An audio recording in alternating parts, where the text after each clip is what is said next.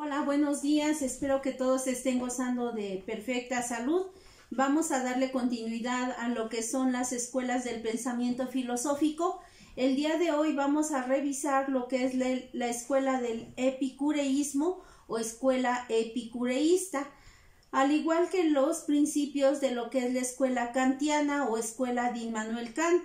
El día de hoy, para dar inicio con lo que es la escuela epicureísta, Epicuro, ¿verdad?, funda o forma esta escuela de pensamiento filosófico cuyas enseñanzas se centraban en la vida buena y la vida feliz. Si recordamos ya por ahí en algún momento, algunos de los anteriores filósofos también tenían sus propios principios psicológicos y filosóficos en los que fundaban esas escuelas. Para Epicuro, la buena vida y la felicidad eran dos de los aspectos más importantes que estaban fincados en esa escuela filosófica. Dice, fundada por Epicuro en Atenas en el año 306 a.C. Abrió sus puertas en una finca conocida como el Jardín y comparada por este filósofo para tal propósito. En el epicureísmo se buscaba un saber práctico que llevara al ser humano a sentirse feliz y pleno, independientemente de su capacidad intelectual o riqueza, por lo que en su escuela no había distinción de clases sociales o de género. Fíjense, a pesar de que fue hace muchos siglos, en esta es una de las primeras escuelas en donde admitían a las mujeres para su formación o su preparación. En aquel entonces, ¿verdad?, recordemos la antigua Grecia, solamente eran unos cuantos los que se les permitía tener el acceso a la educación. En este caso eran los caballeros, los varones. En algunos casos, ¿verdad?, solamente ellos eran los únicos que se les preparaba en el arte, en la ciencia, en la guerra, o bien como en algún momento en alguna disciplina deportiva.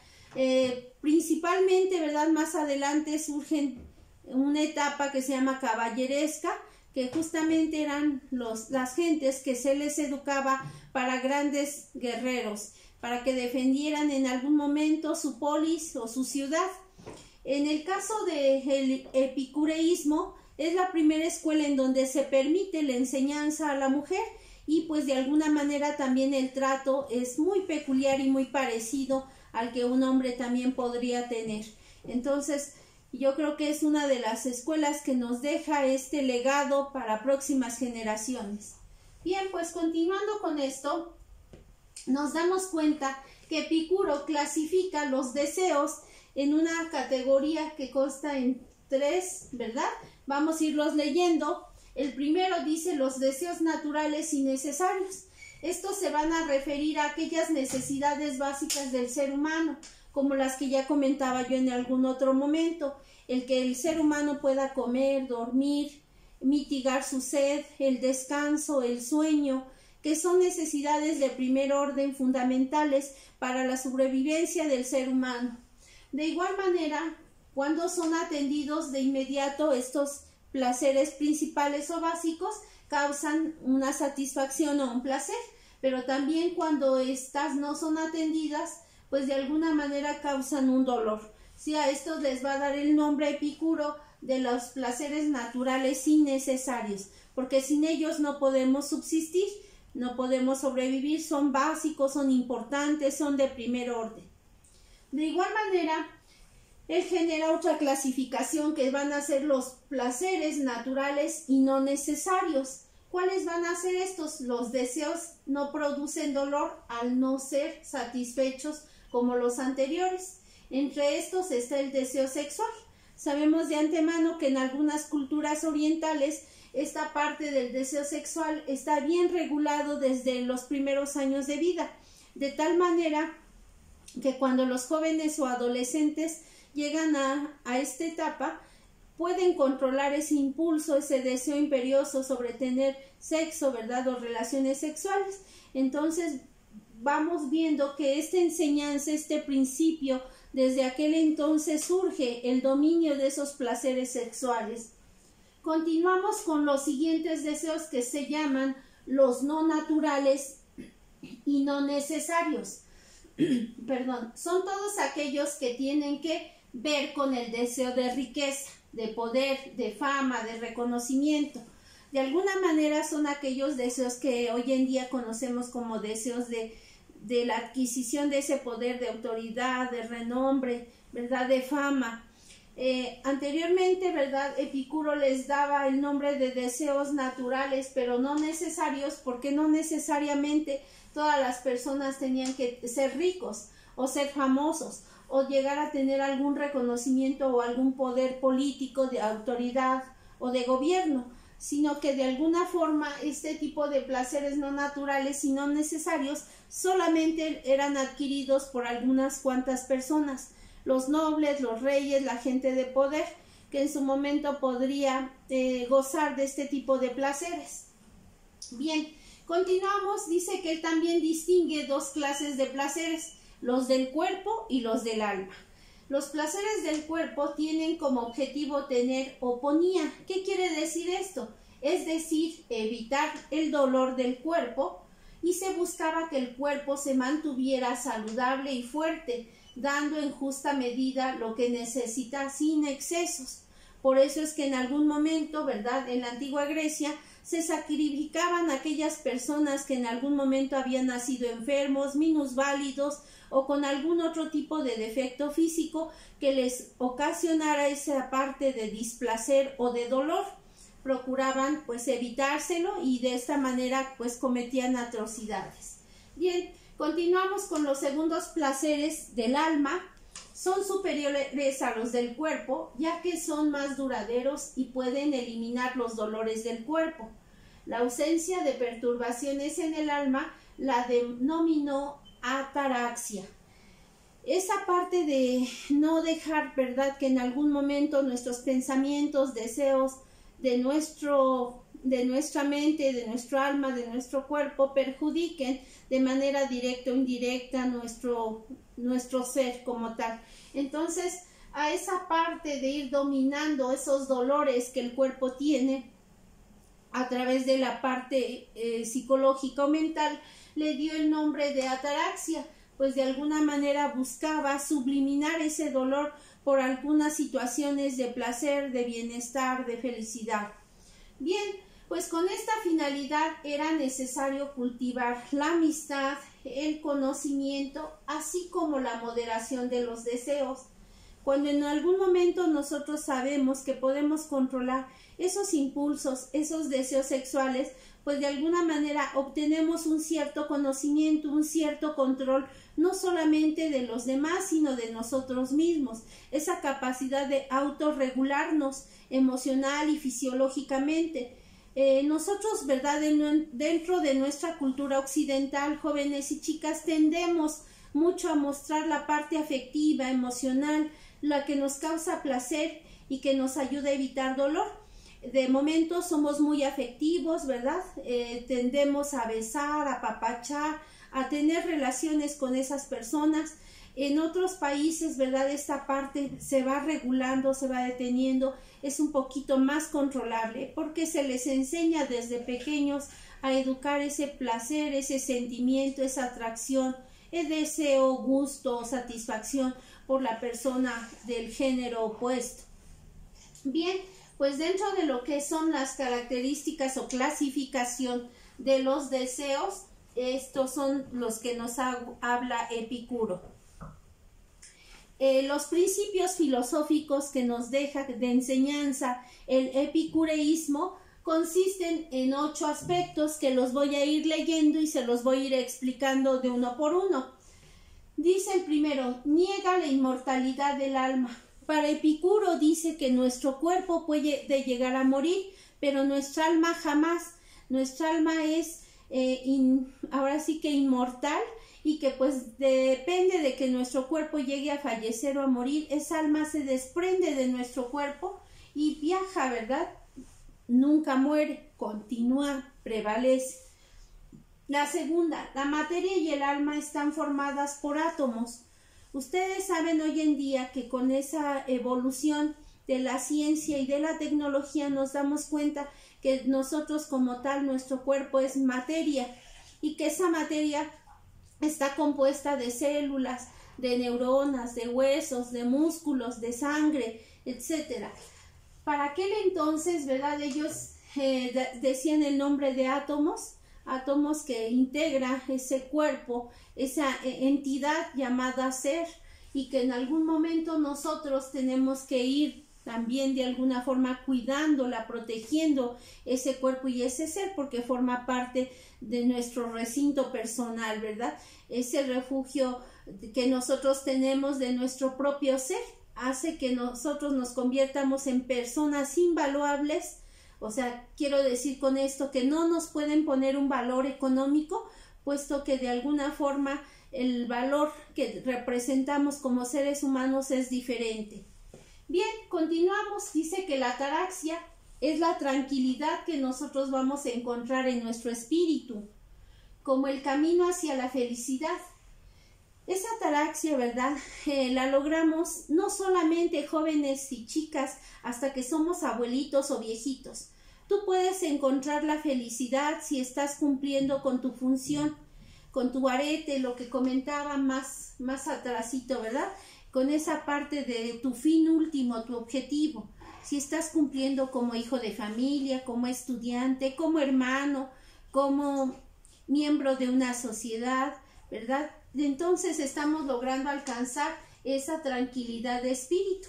Cuando no estamos cumpliendo con ese arete, con esa finalidad, entonces nos asaltan dudas, preocupaciones, remordimientos que en algún momento nos quitan el sueño, nos hacen sentirnos intranquilos, pero es porque de alguna manera esa parte de nuestra conciencia no está tranquila, sabe que en algún momento no hemos actuado de manera consciente y pues de alguna forma sentimos que no nos merecemos lo que estamos recibiendo, el amor, el cariño, el reconocimiento de las demás personas.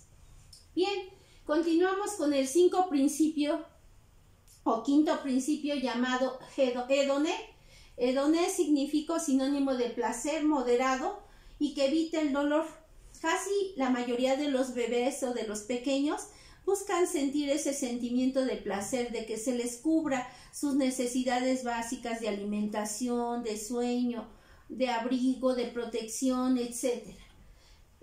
Para esta escuela epicureísta, el hedoné justamente era eso, el buscar siempre ese placer, pero que ese placer tenía que ser, por supuesto, moderado.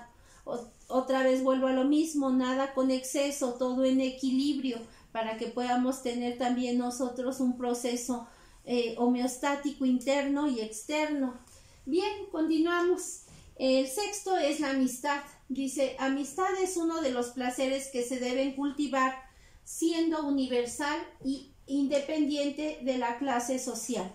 Yo sé que ustedes, jóvenes y chicas, a la edad que cada uno de ustedes tenga, ese pues valor yo le nombro, el valor más bonito que podemos tener, que es la amistad, la brindamos, ¿verdad? Y que muchas veces esa amistad a lo mejor no es reconocida, no es valorada como nosotros quisiéramos. Sin en cambio, no debemos de dejar de compartir ese sentimiento tan noble que se llama amistad, puesto que hace que se forje nuestro carácter, nuestro comportamiento y también nos muestra esa parte humana interna de lo que cada uno de nosotros somos como seres humanos. Bien, continuamos. Dice, el alejamiento de la política, ya que perturba el alma a través de los deseos de poder y de grandeza. Epicuro consideraba que el poder, que la política, que las leyes, que las reglas, las formas de gobierno solamente tendrían que ser para aquellas personas también conocedoras o sabias. De lo contrario, esta política muchas veces nos aleja de lo que nosotros somos, de nuestros valores, nuestras convicciones, de nuestra forma de regular nuestra vida, porque nos dejamos cegar por el poder, la autoridad, el dominio económico. Bien, pues por último dice el ser autosuficiente económicamente, por lo que se debe vivir de manera sencilla y con lo esencial. Sí, para Epicuro era importante que nosotros no abusáramos de esa parte económica, de esa parte material, ¿verdad? Que de repente igual pues tendemos a comprar, a adquirir una serie de objetos hoy en día en nuestro mundo pues comercializado y globalizado, pareciera que el hecho de que tengamos más objetos nos trae felicidad, pero es mentira. Ellos procuraban en ese pensamiento filosófico que tú solamente tendrías que vivir con aquello esencial, vital, lo mínimo para poder subsistir. Entonces yo creo que es necesario que hoy en día, por esta situación que vivimos, ¿verdad?, en todo el mundo, es importante que vayamos regulando la parte material, económica, que nos vayamos sensibilizando en cuestión de no ser muy materialistas, muy consumidores, y buscar la manera de regular esta parte impulsiva de querer tener siempre más, lo mejor, económicamente hablando o materialmente hablando. Bien, dice que todos los placeres tienen efectos secundarios o colaterales. El hombre es capaz de jerarquizar los placeres, los animales no. Es lo que yo les comentaba, en culturas orientales regulan esa parte de las emociones, de los placeres, ¿verdad? Y le dan más valor a aquellas cuestiones éticas, morales, que en algún momento integran también a ese ser humano. Entonces, desde la escuela epicureísta, estas son las enseñanzas, este es el legado filosófico que nos brinda Epicuro. Pues dice que la máxima de Epicuro se basa en el principio de evitar el dolor y buscar el placer. Este autor sostiene que el dolor se nos presenta en aquellas cosas que nos generan placer, de tal manera que si en algún momento, ¿verdad?, nos llegamos a enamorar, esto nos está generando placer, pero también nos puede generar dolor. Tememos perder y liberarnos de ese dolor, es aprender a desligarnos de las cosas, entendiendo que nada es para siempre. Por ejemplo, nuestra propia vida, ¿sí? Qué padre sería, chicas y jóvenes, que toda la vida tuviéramos a los seres queridos, a la gente que nos ama y que nosotros amamos.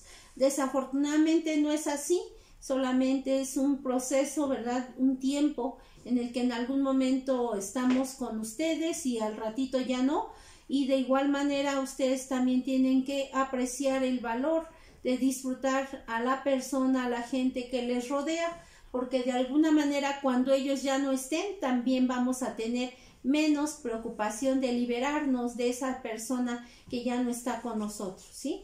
Porque ya pudimos haber disfrutado de ella y solamente conservamos lo valioso, el pensamiento, el recuerdo, la vivencia que tuvimos, y pues a continuar adelante, ¿verdad?, a seguir viviendo.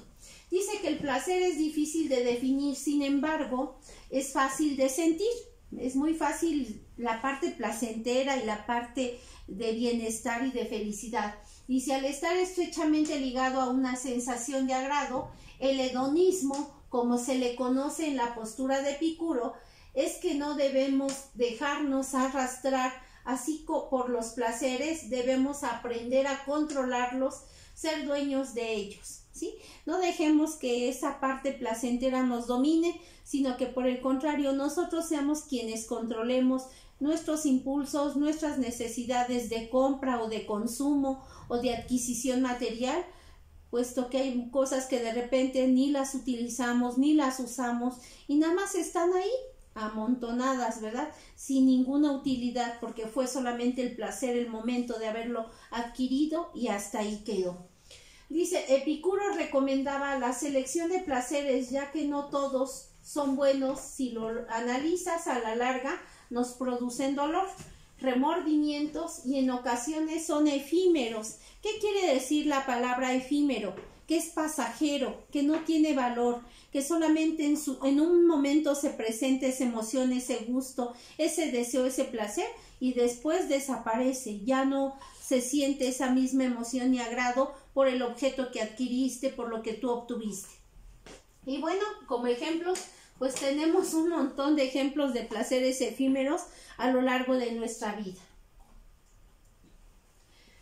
Vamos a revisar a partir de este momento lo que es la escuela kantiana. Immanuel Kant dice, de acuerdo con Kant, la realidad se divide en dos, el noumeno y el fenómeno. El noumeno es la realidad en sí misma, independiente del hombre. El fenómeno es la realidad tal como la percibimos, de acuerdo con nuestras capacidades racionales y sensoriales. Con esta simple distinción, Kant evitó el engorroso problema de si el hombre puede o no conocer la realidad. Este es el principio con el que Kant desvaneció el problema mente-mundo, pues aceptó que la realidad que el hombre conoce es aquella que nuestras facultades cognitivas nos permiten, no más.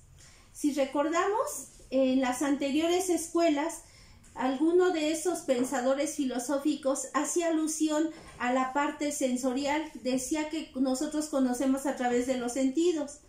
Aquí derrumba esta hipótesis Kant y él dice que nosotros conocemos a través de aquellas facultades cognitivas. ¿Y cuáles son aquellas facultades cognitivas, señoritas y jóvenes?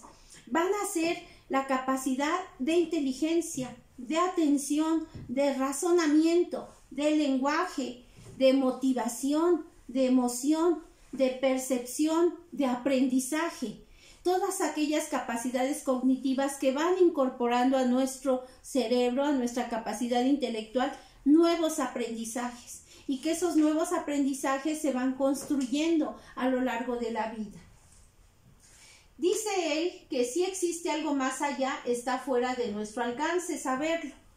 La relación mente-mundo no queda, es que de suponerla, sino lo mismo sucederá entonces con la relación mente-cuerpo. Pues a fin de cuentas, el cuerpo mismo, como lo percibimos, es un noumeno. ¿Qué es un noumeno? Es la parte que nosotros podemos percibir y tocar. Nuestro cuerpo es un noumeno porque lo podemos ver, lo podemos tocar, lo podemos sentir. ¿Qué pasa cuando en algún momento ese noumeno se convierte en un fenómeno? Cuando ya somos inexistentes, cuando supimos que sí vivimos en algún momento, pero que ahora ya no estamos. Y es algo inanimado, a pesar de que hablen de nosotros y cuenten con fotografías en nuestro hogar de lo que nosotros fuimos, finalmente se convierte en ese fenómeno que va a ser la parte de la realidad tal y como la percibimos, como fue en algún momento, pero que ahora ya no está presente. Bien, pues dentro de lo que es esta escuela kantiana, Kant nos dice que el tiempo y el espacio no existen en la realidad externa, sino en nosotros mismos, y que aunque esta idea puede parecer extraña, hay dos trastornos mentales abusados aquí, chicos y chicas. Dice que esos dos trastornos mentales que parecen indicar que algo hay de cierto en la postura kantiana. Para Kant, estos dos conceptos no son externos al hombre, sino que están en la razón y nosotros los proyectamos en la realidad para poder ordenarla. Para Kant, estos dos conceptos, no externos al hombre, sino que están en la razón y las proyectamos en esa realidad para poder ordenarla, va a ser aquella situación que nosotros de repente llegamos a percibir en la vida. El tiempo y el espacio son dos conceptos relativos, porque el tiempo no lo podemos controlar, sí lo podemos medir, pero no controlar. En la parte del espacio va a ser un concepto subjetivo, porque cada quien va a tener su espacio, y ese espacio que habla finalmente tanto dentro de la Tierra como fuera de ella, y que representa un lugar en este grandioso cosmos, ¿verdad? O universo.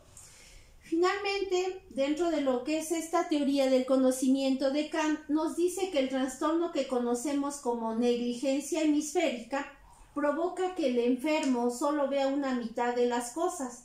Tras un deterioro en el cerebro, su percepción del espacio se transforma. Y ahí, para claro ejemplo, ¿verdad? Tenemos las personas con debilidad mental profunda o severa, donde su realidad se confunde, ¿verdad?, con la realidad de nosotros. Para ellos tienen una visión y una realidad diferente a la que nosotros podemos percibir, a la que nosotros podemos hacer consciente, y que ya de esto hablábamos en otro momento, de los actos amorales, de aquellas personas que actúan de manera inconsciente, no razonada, pero de alguna forma actúan, ¿verdad? Porque va en función de las características de esa enfermedad que ellos presentan. Y no lo hacen con la maldad ni con la malicia, simplemente porque no existe esa parte del razonamiento que nosotros, la mayoría de la gente, supuestamente tenemos para poder evitar un acto de esta naturaleza. Bien, pues dentro de lo que corresponde a esta escuela kantiana, él nos deja un legado de principios filosóficos que en su momento los vamos a leer y que ustedes también pueden retomarlos nuevamente de su antología. Dice el principio número 1, principalmente nos dejó una deontología, que era la ética del deber. ¿Sí? Cada uno de nosotros tenemos un deber, un fin último de las cosas, y espero que eso todos la realicemos. El legado de volver a la razón. Cuando nosotros utilizamos el razonamiento, es más fácil que podamos encontrarle solución a muchas cosas de nuestra vida y del proceso del conocimiento, que es interminable. Cuando nosotros no actuamos con la razón, nos dejamos guiar solo por el impulso, por el deseo, por la parte experimental del conocimiento empírico, pero que bien puede ser positiva o negativa para nuestras vidas. Nos tocó o nos legó también el ser puntuales, el ser responsables, ¿verdad? El que en algún momento no busquemos pretextos, ¿verdad?, para no cumplir de manera puntual con lo que nos corresponde. El de ser responsables en todos los ámbitos de nuestra vida, no solamente en las cuestiones académicas, laborales o familiares, sino siempre. Como ya había yo comentado en otro momento, los valores los practicas y lo eres o no lo eres, porque no puedes ser a medias responsable y a medias puntual. O eres puntual y eres responsable, o definitivamente no lo eres. Bien, pues nos aportó también los imperativos categóricos, como las cosas que deberían de ser sin importar los deseos, emociones o intereses. De igual manera, una acción solo puede ser buena si su máxima obedece a la ley moral. Cuando nosotros realicemos acciones que son positivas, que en algún momento no dañan ni perjudican a una segunda persona, entonces nos estamos refiriendo a obedecer esas leyes morales. Su principio de universalidad consistía en que para que una acción sea permitida, debe aplicarse a todas las personas sin resultar algo contradictorio. Si vas a hacer una acción buena, esa acción tiene que ser en beneficio de todos o de la gran mayoría, y no solamente tuyo o personal. Nunca tratar a las personas como un medio para conseguir un fin, ya de esto habíamos hablado también. Sí, no se vale que esas personas sean solamente intermediarios para conseguir nuestro fin.